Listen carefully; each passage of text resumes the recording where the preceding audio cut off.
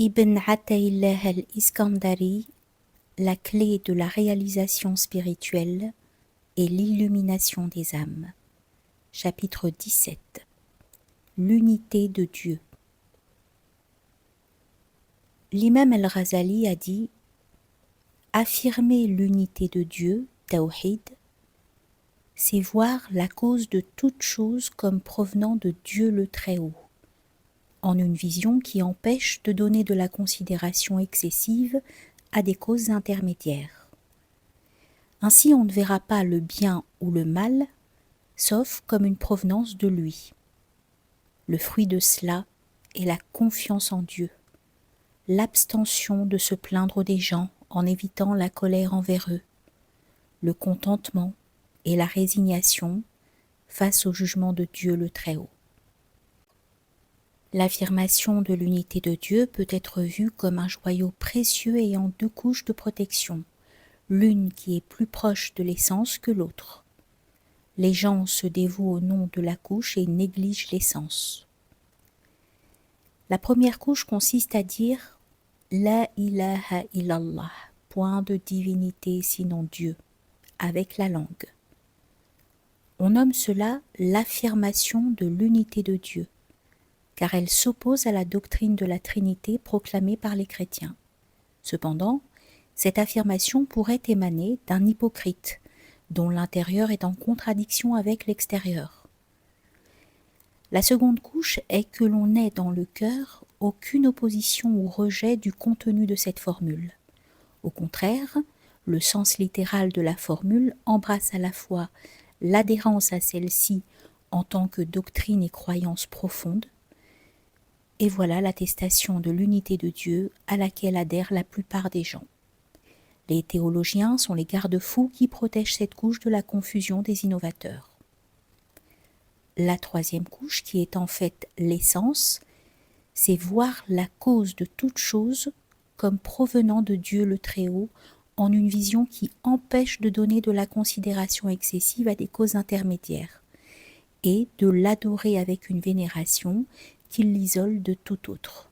Ainsi, on n'adore personne d'autre que lui.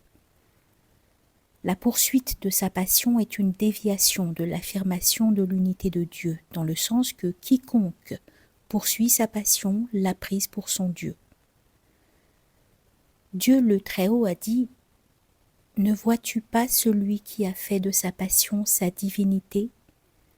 Le prophète alayhi salatu wassalam a dit « Par Dieu, la plus détestable des divinités adorées dans ce monde est la passion. » Quiconque réfléchit en profondeur verra que toutes les créatures affirment l'unité de Dieu le Très-Haut en accord avec les subtilités de leur souffle. Si tel n'était pas le cas, le châtiment les aurait désintégrés. En effet, dans chacun des atomes de ce monde, et dans ce qui est plus petit encore, il y a un des mystères du nom de Dieu le Très-Haut. C'est en vertu de ce mystère que chaque créature, selon l'espèce dans laquelle elle se situe, comprend et reconnaît l'unité de Dieu, qu'elle le sache ou non. Comme Dieu le Très-Haut l'a dit, et c'est à Allah que se prosternent bon gré mal gré tous ceux qui sont dans les cieux et sur la terre, ainsi que leurs ombres au début et à la fin de la journée.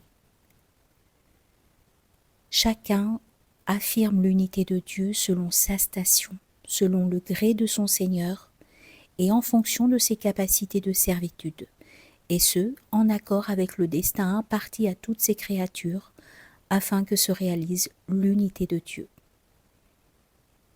Un gnostique a dit « Celui qui glorifie Dieu, el-Musabbih, glorifie avec son être intérieur la réalité au sein des attributs purs de sa méditation, du domaine qui contient les merveilles du monde des significations spirituelles, el-Malakut, et les infimes subtilités du monde de l'omnipotence, el-Jabarut.